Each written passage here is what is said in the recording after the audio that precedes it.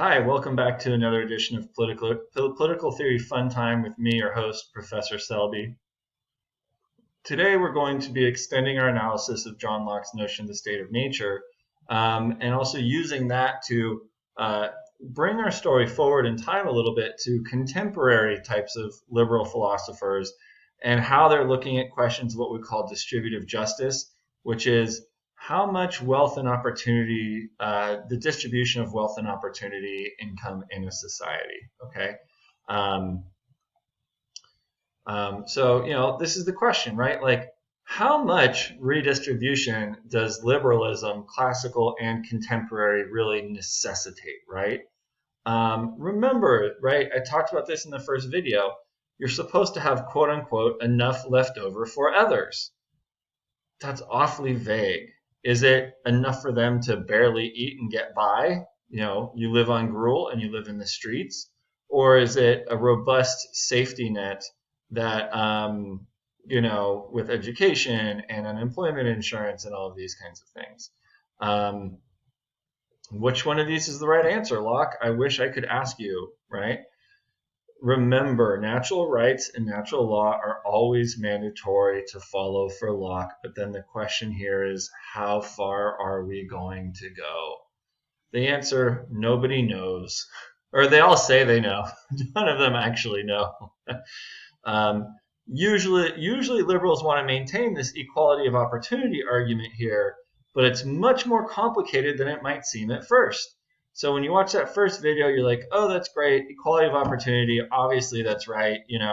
Maybe your evaluation of how much we have of that right now in America today, that's an empirical question. You guys might have different opinions on, how to rank it and if we're close enough or not, and blah, blah, blah, blah.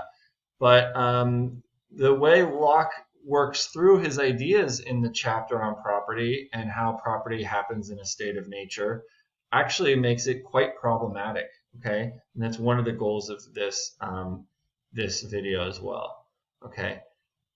So, just return to Locke in the state of nature, right? The most important part of Locke's state of nature is that there's a law of nature which we discover through reason. This is one of the main things that separates him from a guy like Thomas Hobbes. If you don't know who that is, it doesn't matter. State of nature means there's no government, but Locke argues that based on reason, because we have reason, and that first law of nature of self-preservation, we also have property in our person. Those are the words he uses, property in our person. What he means kind of here is, look, you own yourself, okay? And then you actually can have property in the state of nature when you act upon nature, okay? So you own yourself, you have property in your person. When you pull an apple from the tree, you've actually changed the apple. It was not useful to you up there on the tree. It was not convenient for the support of life, self-preservation. It was not helpful to that. When you pull it off the tree, now you can eat it, and now it's going to be helpful to that first law of nature, self-preservation. So the property stuff actually is kind of derived from that first law of nature. And he calls that appropriation. So when you act upon the natural world, you mix your labor with it, mix your labor, those are the terms that Locke uses, thereby appropriating it to yourself, okay? And notice what he also says is the apple's one thing, but what if you cut down that tree and build a house? Think of all the labor that goes into building that house. According to Locke, you own that house because of the labor you put into it, okay? And it's a very, literally, he means, that house is, a part of you, okay? And notice in chapter 9, which is that great inconveniences chapter, which I just love so much, he says, life, liberties, and estates, or what I call property, okay? So your life, your liberties, it's kind of like a property, and your acquisitions, your estate, right? So it's like, you're a noble person or something. Now, reason does place limits on how much one can have in a state of nature. Things aren't allowed to spoil. So I mentioned that in the first video, but just bring it back, right? You take too much and you cannot use all of it, you're violating the laws of nature. You are also supposed to leave enough for others. As all persons have the right to self-preservation, no one person is allowed to take so much that the others won't have enough. right? So that would be violating other people's right of self-preservation, basically. And then don't forget, reason also gives us a lot of other basic rules of morality. Right to self-preservation. That also means you can't interfere with other people's right. You get that consent stuff, freedom of speech, blah, blah, blah, blah, blah.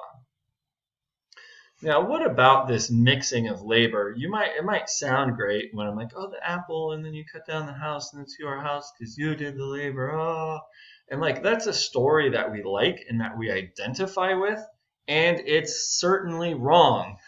Very few things I will say, like think of what I did with reason with Locke. I was like, I don't think it's quite what Locke wants it to be, but but maybe there's something that's pretty close, right? Notice how nuanced that argument was.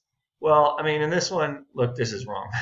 But what's interesting about this is this chapter on property that I kind of selected out, I kind of edited it down for you.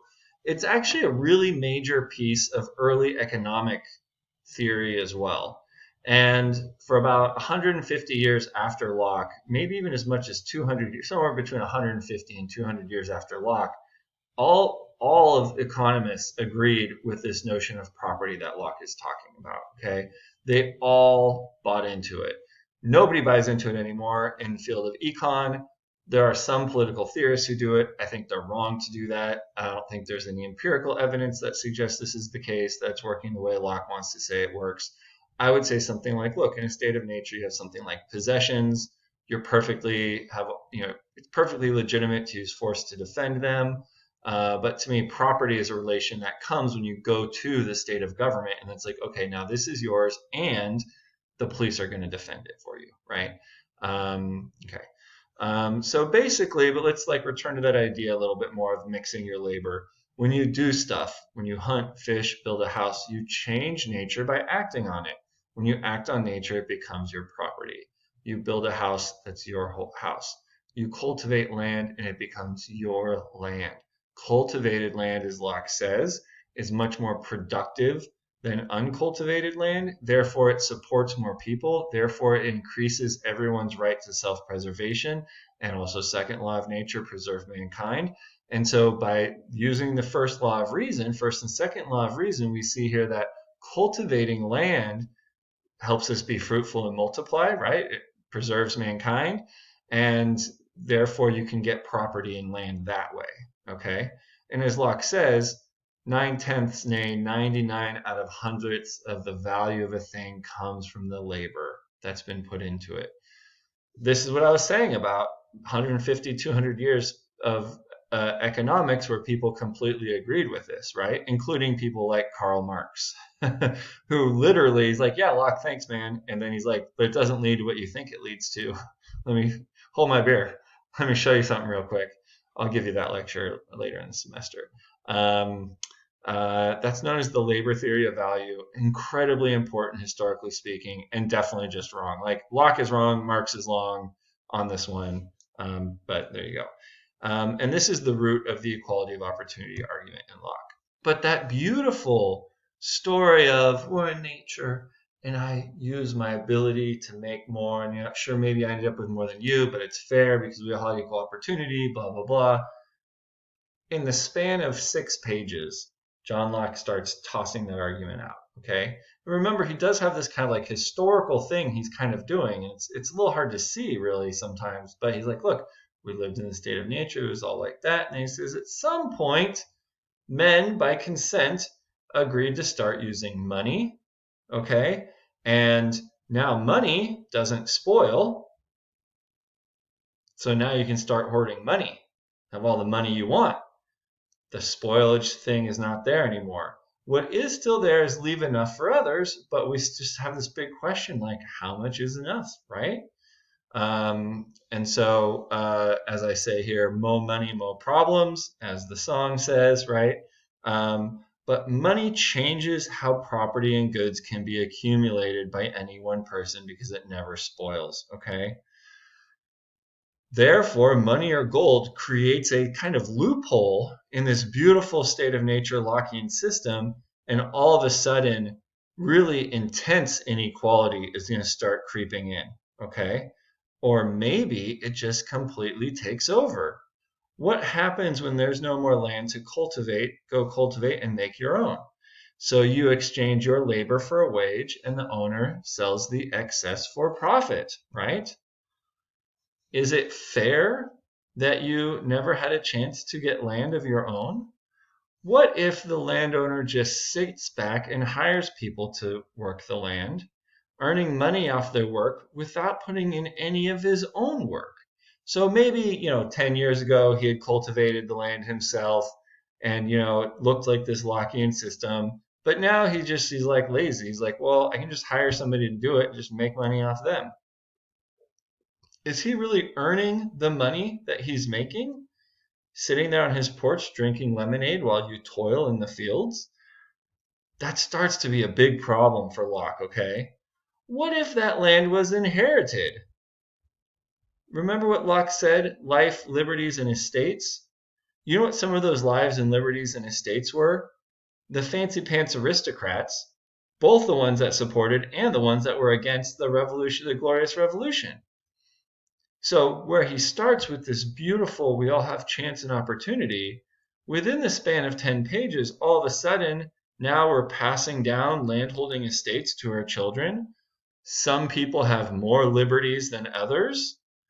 Well, and that's completely non-problematic from the way Locke constructs this. Okay. So he's like, oh, it's this beautiful state of nature, and then bam, but you know what? Hereditary wealth, non-problematic. Sorry, you didn't have a chance to get your own land, non-problematic, right? But maybe it is problematic. I mean, Locke doesn't care, and he did it this way exactly because he was appealing to these rich people, and he would get questions like, "Well, if we have a revolution, are we certain that people aren't just going to like take all my stuff?" He's like, "No, no, no, that wouldn't be okay. Look, look at how everything's working here in the state of nature. It's cool. You're going to get to keep your stuff, okay?" Um, so, just keep that in mind. Like, on the one hand, which seems like a very democratic, egalitarian principle, in actual practice, in the way Locke puts it all together, it justifies a lot of hereditary inequality. Okay, somewhat problematic, right? But that's a political reason, not a philosophical reason, right? So yeah, there's a political and historical reason why Locke wrote it this way. Great, good for him.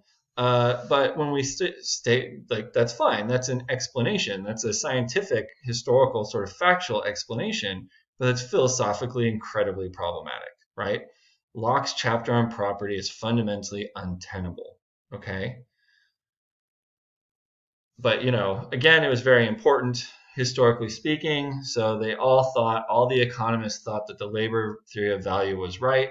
Amount of labor plus skill equals the value of a good.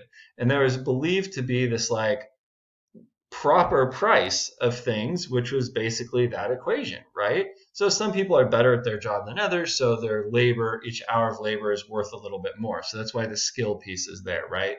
Um, if you're really good at something, people will pay more for it. It's a higher quality product. But literally zero economists today agree with this idea. And the way Locke uses it in this chapter creates a ton of interesting problems surrounding distribution of wealth and opportunities in societies. So coming after Locke, there's this real tension, theoretical tension, in this work between reason and property. And when we look at contemporary liberalism, which side you place more emphasis on kind of determines if you're a little more lefty liberal or a little more libertarian conservative. Okay. Whatever reason doesn't put a specific mandate on, other point here, right? Natural law doesn't say if you're allowed to do it or not allowed to do it, then it's up to you. You get to choose, right? So what reason doesn't put a specific mandate on is up to the choice of the individual. Coke or Pepsi, your choice, go ahead, right? Um, many later liberals, so this is full, contemporary 20th century types, many of them view the laws of nature as incredibly limited, like so more limited even than Locke is going to say. So they're going to say like no killing, but very sort of minimalistic, basic morality. whereas others are going to view the laws of nature as rather large. We got to have some economic redistribution, right? Think of this analysis of how property works in a state of nature. It's like, well, doesn't that violate an equality of opportunity ideal that maybe is a law of nature? I mean, it's certainly a characteristic of the state of nature, but the way Locke puts it, I don't think equality of opportunity actually is a law of nature.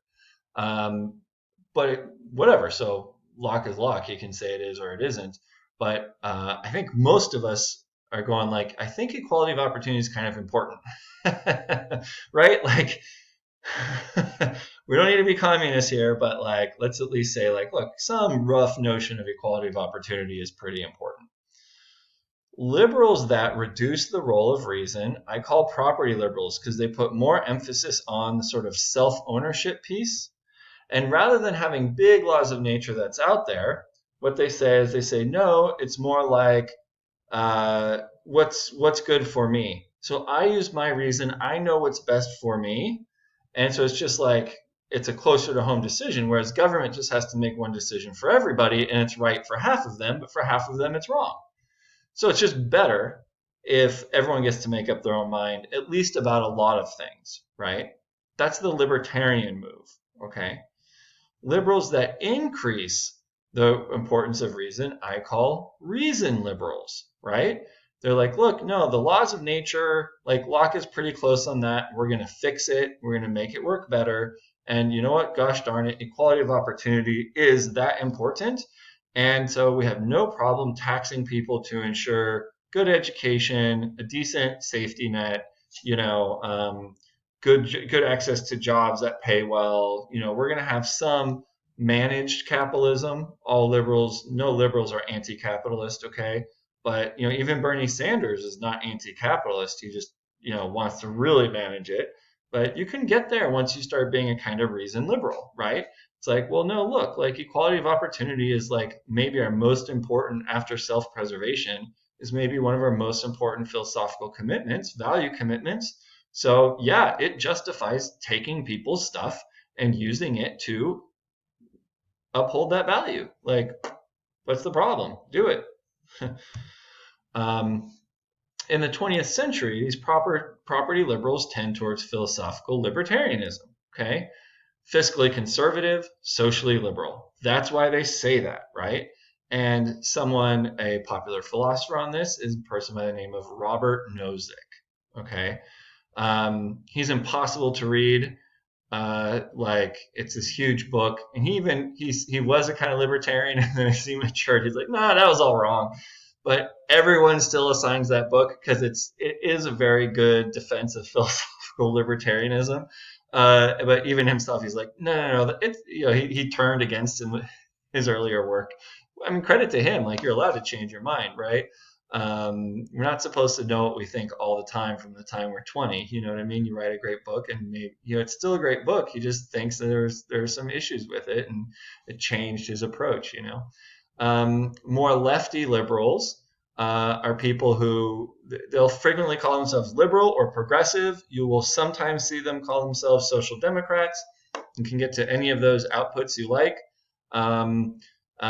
Because they emphasize that in order to ensure that persons are treated with respect due to being endowed with reason, we need to have a certain amount of social welfare to make the system fair, right? So it's like this fairness claim. And the libertarians also say fair. They say I earned it, taking it is unfair. And so there's these kind of competing fairness claims that are coming out of these different strands of liberalism, which is very interesting. And in the 20th century, the most famous 20th century liberal who literally, he's open about this, he says, I'm just trying to do Locke for the 20th century, is a guy by the name of John Rawls. Okay, so that's really important. Now, two kinds of liberals when we look at equality of opportunity. So this is a very common value that people of all different philosophical schools like. So it's like, and this really is part of kind of like an American value system as well. We really believe as Americans in this value. It's an empirical question. So first, I'm not going to give you any of the research here, But later in the semester when we're doing our political theory projects, like, yeah, someone should go do this research. What's going on with equality of opportunity these days, right? So it's an empirical question to answer regarding how much of equality of opportunity a society currently has and whether it's been going up or down. Okay, so that's just an empirical question. We can do the empirics on that later. It's a value question, is ought distinction, where the lines are drawn between legitimate redistribution to uphold the value of equality of opportunity and illegitimate taxation to help one person by harming another.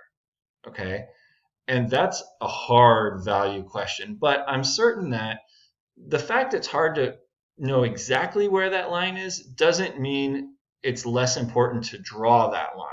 Okay. And like if we draw it a little bit too far, a little bit too close, I don't think that's super problematic. The point is we need to be sort of like in the right ballpark. Okay. And this is a second important piece here that I should have probably mentioned in the earlier video, but just factor it into your little brain. For practical purposes, voting equals consent. Okay, so when you're first joining a government, you got to consent to that and blah, blah, blah. But then after that, it's majority rules. Locke is very clear about this. Okay, so voting equals consent. Even if you voted against something, sorry, you lost, but you agreed to that entire voting process and you win some, you lose some. Okay. So if your society votes for more or less redistribution, whichever side you're winning or losing here, right? As long as that increase or decrease doesn't put you in a place where you're clearly violating natural rights, communist equality probably does, for example, then it's going to be fine. Okay, so keep that in mind, right? So I think from a liberal point of view, there's not like one answer here. There's like a range that you're going to be in. Somewhere in this range is a liberally acceptable range of equality of opportunity. Okay. And so John Rawls explicitly engages with this question.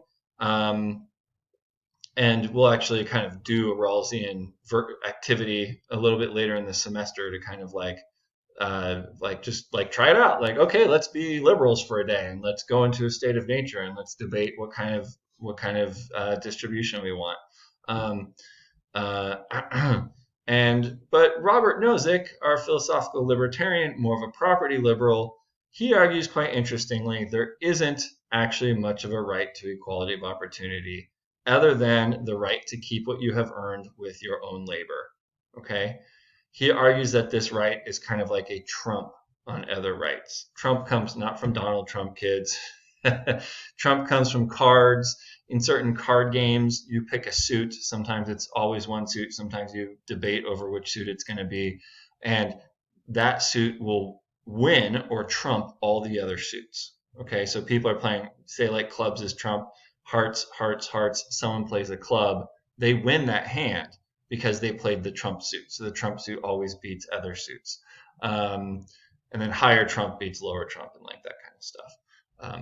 So now this is my guess. I kind of indicated this, but I really think sort of from a liberal point of view, when we look at all the arguments and how they all add up, there's both a minimum and a maximum limit to redistribution.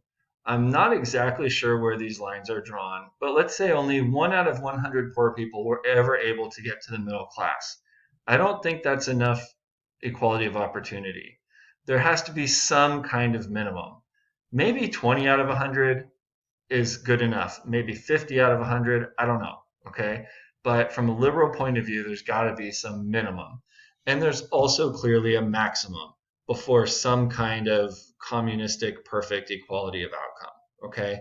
So, you can read just like a lot of countries, like the Northern Social Democratic countries, their overall tax rate is somewhere between 40 to 50% of gross domestic product. And they tax, rich people as much as 70% or 80% on, it's called marginal tax rate. So this is how all countries work. The first 10 grand, you get taxed this much. The next 10 grand, it's a little bit less or more, just kind of depends. And then usually when you have these really high earners, that marginal tax rate starts to spike because, someone made $100 billion this year. Like that's just like an obscene amount of money. So you have a 75% marginal tax rate once you're above, and you take 75 billion from them, but they still got 25 billion. Are you really that harmed? I don't know. Like, maybe. That's what the libertarians think. But when you have that much money, like it doesn't mean the same thing to you anymore, right? Jay Leno has 300 classic cars. If we took 100 of them, I'm not sure how much we're really harming him. Like, sorry, dude, you only have 200 like rare cars. Like, I don't know. Is that really that big of a deal? Maybe, maybe not. Um, and so, but I do think that those sort of social democratic countries are starting to probably push up on the maximum. Um, it's like, there is that claim of I earned it, that's still an important fairness claim. It doesn't mean you never get taxed ever, right? So there you go. And so let's be specific about what types of policies are going to lead to equality of opportunity, right? Education is clearly massively important, right? And especially good education for people who are less wealthy, which we do not do a good job of in the United States. Government regulations to ensure fair competition, things like that. Social safety net, social security, welfare. You might want to bundle some kind of more robust healthcare system in here. Job training, like I said, probably healthcare. And then other changes also to help ameliorate gender and racial inequalities. Liberalism has a really clear-cut answer to all kinds of gender and racial inequalities. They are unacceptable. Everyone has reason. We're all part of this human family. Respect to a being endowed with reason means everyone gets treated equally and fairly. Period. Period. Okay? It's actually colorblind. It's gender blind. Okay? Like, you're just like, okay, you should just be promoted fairly. Okay? Um, um, and we don't need to reach a state of perfect justice. Like liberals are well aware, society's never going to be utopian, okay? But we are obligated to keep working in that direction, okay? So, one kind of equivocal objection to almost any political theory is like, oh, well, it's just utopian. How are we ever going to get there? And the answer is, well, once we philosophically identify these values, they're supposed to motivate us to work for them politically. So that means voting, right? Like at the bare minimum, from a liberal point of view, like you're supposed to vote in order to help further general social fairness. What that constitutes exactly is a lot harder to say, right? So maybe you're a libertarian, maybe you're a Rawlsian liberal. And so that notion of fairness, it's a little bit unclear then exactly which way it goes. But that's going to be up to you to use your reason and judgment to say, look, I think right now in this circumstance, or I think generally this is the right answer. Okay. And that is the end. So enjoy your 3 videos.